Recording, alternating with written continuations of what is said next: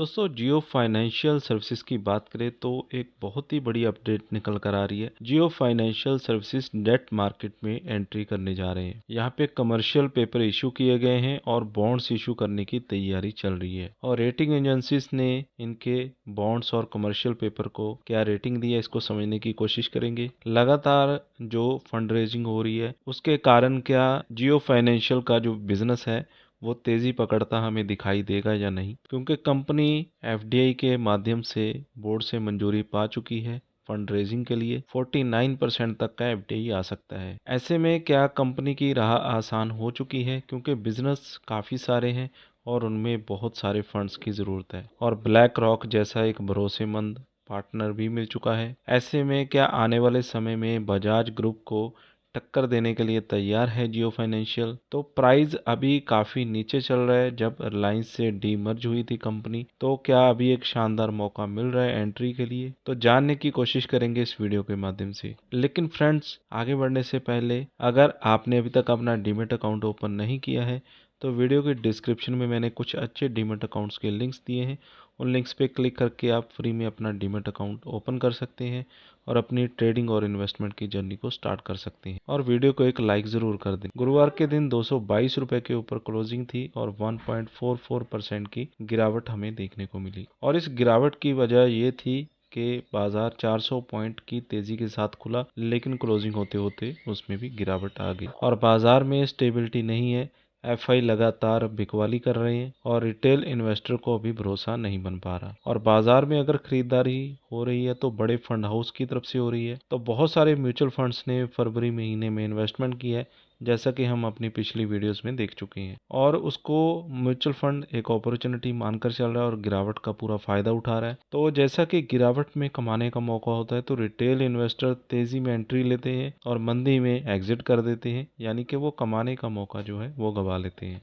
तो इसी डर की वजह से रिटेल इन्वेस्टर हमेशा पैसे नहीं कमा पाते हैं और जो बड़े फंड हाउस हैं इस मौके का पूरा फायदा उठाते हैं। तो जो बड़ी अपडेट निकल कर आ रही है, इंडिया जियो फाइनेंस जो कि सब्सिडी कंपनी है जियो फाइनेंशियल की, वो कमर्शियल पेपर इशू करने जा रहे हैं बॉन्ड्स जारी करने के पहले। तो जियो फाइनेंस अभी डेट मार्केट में एंट्री करने जा रहे हैं। तो कमर्शियल पेपर यानी कि सीपी यहाँ पे इशू कर रहे हैं और जल्दी ही इस महीने बॉन्ड्स भी जारी किए जाएंगे, लेकिन उससे पहले फैसला किया गया है कमर्शियल पेपर लॉन्च करने का। तो गुरुवार के दिन 3 मर्चेंट बैंकर की तरफ से एक खबर की पुष्टि की गई है। इस खबर की पुष्टि की गई है तो एनबीएफसी कंपनी यानी कि non banking finance company 3 month का सीपी इशू करने जा रहे हैं। यील्ड प्राइस जो कि है 7.80% एंड इसका जो रुपीस में, और इसकी जो बिड एक्सेप्ट कर रहे हैं 10 मिलियन रुपीस की, यानी कि 114.95 मिलियन डॉलर की। तो ये बैंकर की तरफ से जो खबर है वो निकल कर आ रही है। तो 3 बैंकर की तरफ से ये खबर निकल कर आ रही है। कमर्शियल पेपर जारी किए गए 7.80% के। तो जो ऑथोराइज बैंकर हैं उन्होंने बताया कि मीडिया में हमें ऑथोराइज नहीं किया गया है इस खबर को पूरी डिटेल में बताने के लिए,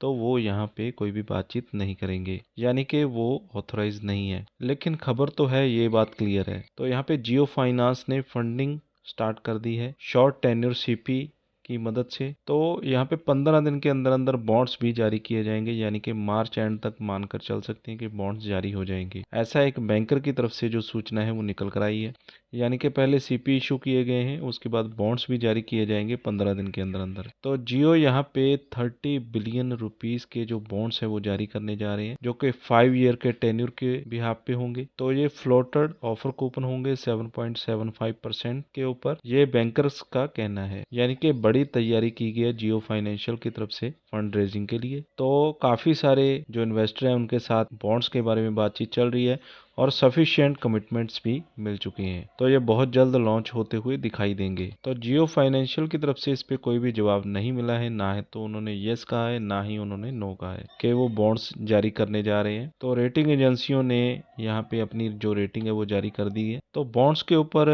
रेटिंग एजेंसियों की तरफ से AAA की रेटिंग दी गई है, जो कमर्शियल पेपर्स हैं उनके ऊपर क्रिसिल और केयर की तरफ से A1+ की जो रेटिंग है वो दी गई है। दोनों रेटिंग एजेंसियों ने हाईएस्ट ग्रेड की रेटिंग यहाँ पे प्रोवाइड की है, इनके कमर्शियल पेपर के ऊपर भी और इनके बॉन्ड्स के ऊपर भी। और कंपनी की जो सेहत देखने को मिल रही है वो बहुत ही शानदार देखने को मिल रही है। रिलायंस जैसी कंपनी हो, यहाँ पे रिलायंस का नाम आ जाता है तो भरोसे की तो बात ही नहीं होती। तो क्रिसिल की तरफ से कहना है कि मैनेजमेंट बहुत ही बढ़िया है और कामकाज भी शानदार है और फंडामेंटली भी कंपनी बहुत ही मजबूत है और इसी वजह से हमें रेटिंग देने में कोई भी कमी यहाँ पे नहीं देखने को मिल रही। तो केयर का भी यहाँ पे कहना है कि जो कंपनी फंड रेज कर रही है उसे आराम से चुका सकती है, किसी प्रकार की कमी नज़र नहीं आ रही है, मैनेजमेंट के पास बहुत सारा अनुभव है। तो कुल मिलाकर रेटिंग एजेंसियां पूरा भरोसा कर रही हैं और एक अच्छी रेटिंग यहाँ पे जियो फाइनेंशियल को प्रोवाइड कर रही हैं।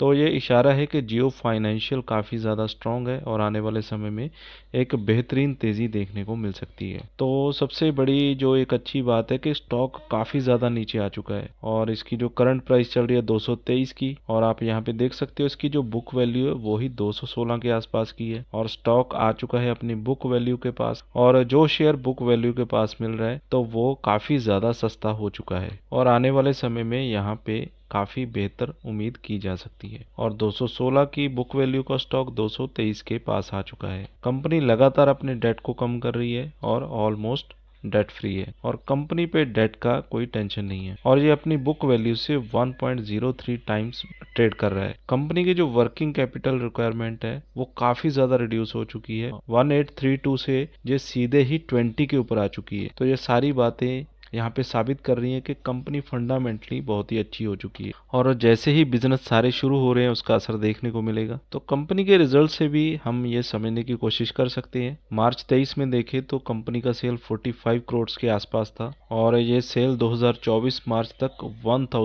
1855 के ऊपर पहुंच चुका है और टीटीएम 1968 पे पहुंच चुका है। तो जैसे जैसे बिजनेस बढ़ रहा है तो सेल्स में भी वृद्धि हो रही है। और प्रॉफिट की बात करें तो मार्च 23 में 39 करोड़ मात्र था, लेकिन मार्च 24 तक ये 1559 करोड़ तक पहुंच गया और टीटीएम यहाँ पे 1531 तक पहुंच चुका है। तो कंपनी का ऑपरेटिंग प्रॉफिट बहुत ही ज़्यादा बढ़ा है, जबकि बिजनेस अभी शुरुआती दौर में है और भी ज़्यादा इसमें बढ़ोतरी देखने को मिलेगी। अदर इनकम की बात करें तो मार्च 23 में 10 करोड़ की इनकम थी और मार्च 24 तक ये 429 करोड़ और टीटीएम 435 करोड़ तक पहुंच गया, यानी कि अदर इनकम में भी कंपनी ने काफ़ी ज़्यादा वृद्धि की है। नेट प्रॉफिट भी मार्च 23 में 31 करोड़ था, लेकिन मार्च 24 में 1605 करोड़ तक पहुंच गया और टीटीएम 1607 करोड़ तक।